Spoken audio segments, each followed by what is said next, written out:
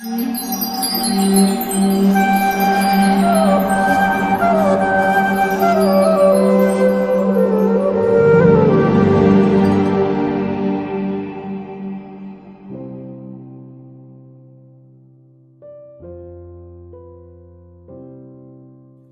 is not just a belief system, it is a precise science. What is karma? How does it act? Questions like these are much more common today than a few decades ago.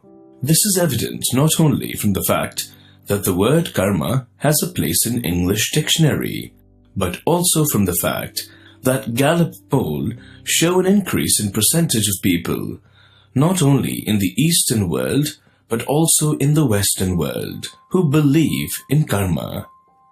However, karma is not just a belief system, it is a precise science.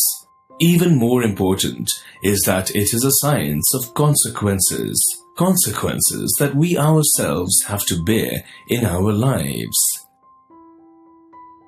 In the Bible, it is phrased, "As you sow, so shall you reap." Science has discovered that all of nature obeys laws, from the microscopic to the macroscopic. For any interaction of any kind, nature follows laws. In fact, science is nothing but a study and application of nature's laws.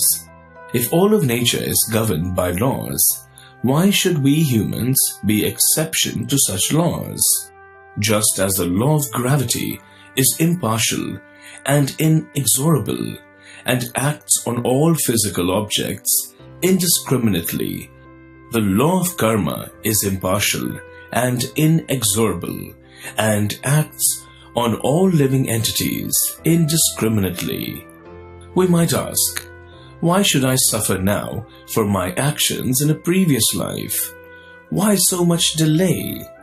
Different needs fructify after different time durations. Grains harvest after 2 to 3 months. Some fruit seeds produce fruits after 20 years, and some seeds may even take 100 years to fructify.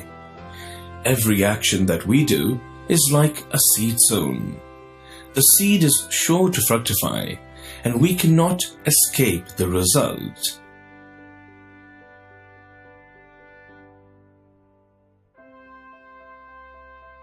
Lord Krishna says in Bhagavad Gita, Karmano hyapi bodhavyam, bodhavyam cha vikarmanaha, akarmanascha bodhavyam, gahana karmano gatihi. The intricacies of action are very hard to understand.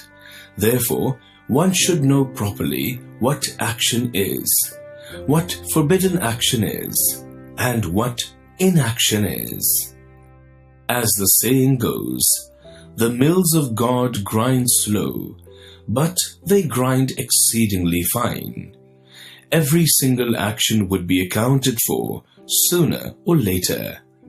The law of karma works exceedingly fine. It may be slow to act, but no one can escape it. Some of us might plead ignorance, but the important point to note is that ignorance is not an excuse for sin. Rather, ignorance is the consequence of sin. We may be born in an environment where we get little or no opportunity or encouragement to know about God. And so we may be ignorant about karma, but we may get such a birth because in our previous lives we had the chance to hear about God, but we did not care. Therefore, in response to our past desires to avoid God, we are now born into a situation where we don't have to fear about Him. Still, irrespective of our past act, God does not want us to be victimized by ignorance. Therefore, He gives us scriptures, which are like the manual for life, and He sends His devotees to spread awareness about the scriptural principles. It is our duty as human beings to find out about the laws of nature or about God and His material energy. Of course, God is not just a judge. He is also a loving Father. Therefore, God's mercy is greater than God's justice. Some of us might believe in karma, but not in sectarian religious concepts like God. The Vedic scriptures asserts, everything animate or inanimate that is within the universe is controlled and owned by the Lord. One should therefore accept only those things necessary for himself, which are set aside as his quota, and one should not accept other things, knowing well to whom they belong. So when we neglect God, claim His property as our own, and decide to be good among ourselves, without even acknowledging God, we are no better than honest thieves, and will not be saved from the clutches of karmic reactions. Sometimes, in large-scale natural calamities, like earthquakes, cyclones, tsunamis, thousands of people are annihilated, but some miraculously escape. Although natural calamities kill en masse, they do not kill blindly.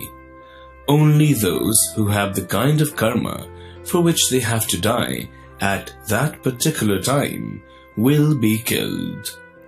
This is an example of mass karma.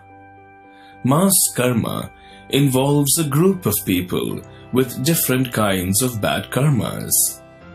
The reaction of their karmas is that they are all supposed to die.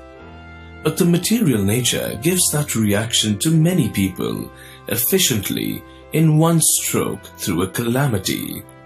But the people who escape miraculously were not supposed to die in the first place.